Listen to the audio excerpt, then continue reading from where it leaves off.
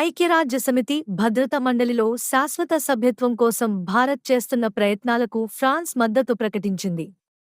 న్యూయార్క్లో ఐరాస సర్వసభ్య సమావేశంలో ఫ్రాన్స్ అధ్యక్షుడు Emmanuel Macron Bharat, Germany, Japan, బ్రెజిల్లను భద్రతా మండలిలో శాశ్వత సభ్య దేశాలుగా చేర్చుకోవాలని పేర్కొన్నారు.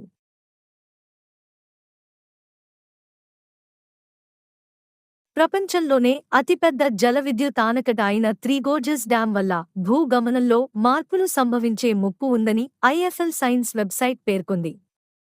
చైనాలోని యాంగ్జీ నదిపై నిర్మించిన ఈ డ్యాంలో సుమారు 10 లక్షల కోట్ల గ్యాలన్ల నీరు నిల్వ ఉంటుందని, ఒకే చోటకు అంత పెద్ద భారీ మొత్తంలో నీరు చేరడం వల్ల భూభ్రమణంపై ప్రభావం పడి సూర్యుని నుంచి భూమి దూరం 2 సెంటీమీటర్ల మేర పెరగొచ్చని వివరించింది.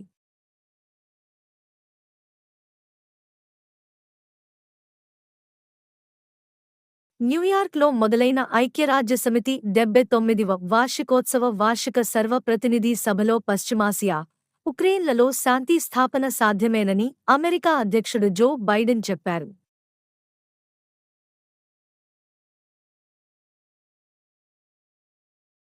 శ్రీలంక నూతన ప్రధానమంత్రిగా హరిణి అమరసూర్య నియమితులయ్యారు. దేశాధ్యక్షుడు అనుర కుమార దిశనాయకే ఆమెతో ప్రమాణ స్వీకారం చేయించారు.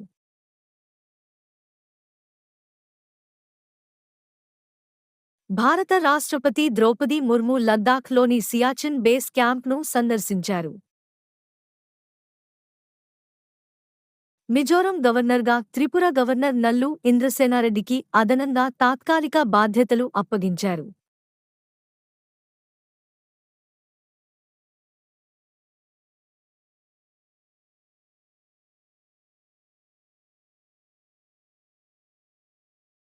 ప్రముఖ ఉన్నత విద్యా విశ్లేషణ సంస్థ క్యూఎస్ విడుదల చేసిన ర్యాంకుల్లో హైదరాబాద్లోని ఇండియన్ స్కూల్ ఆఫ్ బిజినెస్ ఐఎస్బీకి స్థానం లభించింది.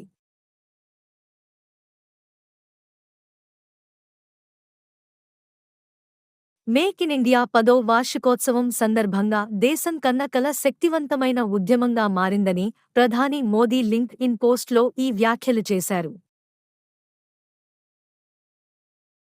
వరి దిగుబడిలో తెలంగాణ సత్తా చాటింది. 2023 నుంచి 24లో దేశంలోనే ప్రథమ స్థానంలో నిలిచింది.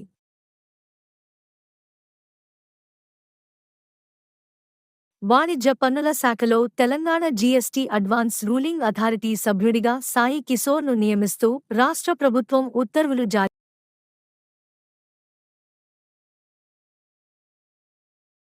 తిరుమలలో జరిగిన అపచారాలు, కల్తీ నెయ్యి వినియోగం, ఇతర అక్రమాలు, అధికార దుర్వినియోగంపై రాష్ట్ర ప్రభుత్వం ఏర్పాటు చేయనున్న సిట్ అధిపతిగా గుంటూరు ఐజీ సర్వశ్రేష్ఠ త్రిపాఠిని రాష్ట్ర ప్రభుత్వం నియమించింది.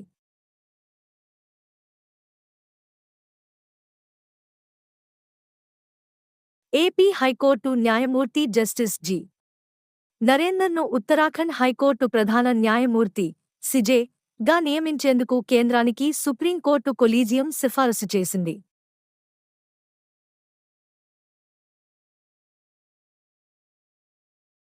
క్విక్ కామర్స్ ప్లాట్ఫామ్ అయిన జెప్టో వరుసగా రెండో ఏడాది LinkedIn top startups India list 2024లో అగ్రస్థానంలో నిలిచింది.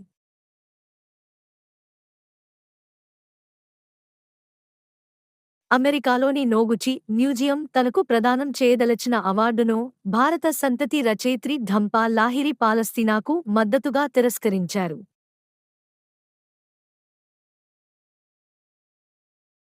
అరుణాచల్ ప్రదేశ్లోని ఓ పర్వతానికి 6వ దలైలామా పేరు పెట్టి భారత పర్వతారోహకులు చైనాకు ఝలక్ ఇచ్చారు.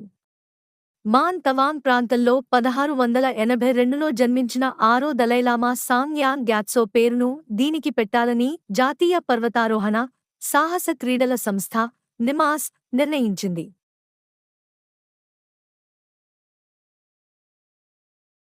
చెన్నైలో మెయిన్ రోడ్డుకు ఎస్పీ బాలసుబ్రహ్మణ్యం రోడ్డు అని పేరు పెట్టనున్నట్లు తమిళనాడు సీఎం స్టాలిన్ ప్రకటించారు.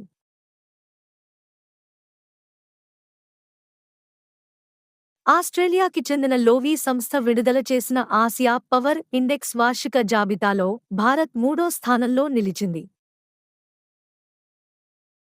భారత మహిళల జట్టు ఇటలీలో జరిగిన ప్రపంచ స్కెట్ గేమ్స్లో దేశానికి తొలి కాంస్య పతకం సాధించి చరిత్ర సృష్టించింది.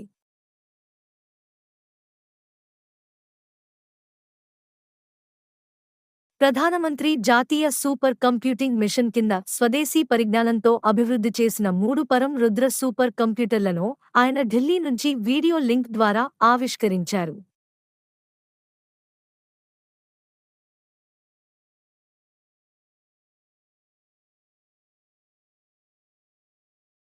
రాజస్థాన్లోని అజ్మేర్ సమీప బావర్ జిల్లాకు చెందిన దేవ్ మాలి భారత్లో ఉత్తమ పర్యాటక గ్రామంగా ఎంపికైంది.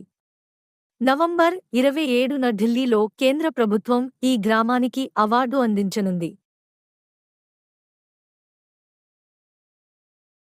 దేశంలోని వార్తా పత్రికలకు ప్రాతినిధ్యం వహించే Indian news paper society INS అధ్యక్షుడిగా 2024 నుంచి 25 వరకు సంవత్సరానికి ప్రముఖ మలయాళ దినపత్రిక Mathrubhumi managing director MV Shreyams Kumar ఎన్నికయ్యారు. తెలంగాణ రాష్ట్రంలోని సోమశిల, నిర్మల్ ఉత్తమ పర్యాటక గ్రామాల పురస్కారాలను గెలుచుకున్నాయి. కేంద్ర పర్యాటక శాఖ 2024 సంవత్సరానికి 8 కేటగిరీల్లో నిర్వహించిన పోటీలో స్పిరిచువల్, వెల్నెస్ విభాగంలో సోమశిల, క్రాఫ్ట్స్ విభాగంలో నిర్మల్ గ్రామాలు ఎంపికయ్యాయి. హైదరాబాదు రాజేంద్రనగర్లోని భారతీయ వ్యవసాయ పరిశోధన మండలి ఐకార్ శాస్త్రవేత్త జోగంటి అరవింద్ కుమార్ ప్రపంచ మొక్కల జీవ, వృక్షశాస్త్రం పరిశోధకుల్లో స్థానం సంపాదించారు.